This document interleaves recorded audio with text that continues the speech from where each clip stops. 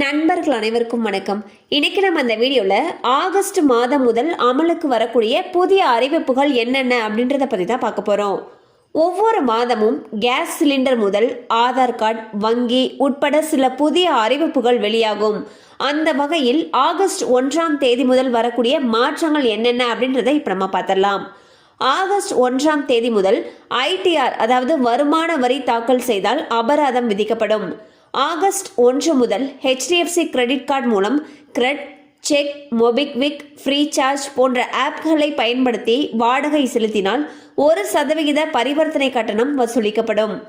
August 1ஆம் தேதி முதல் கூகுள் நிறுவனம் இந்தியாவில் சேவை கட்டணங்களை 70% வரை குறைக்கிறது.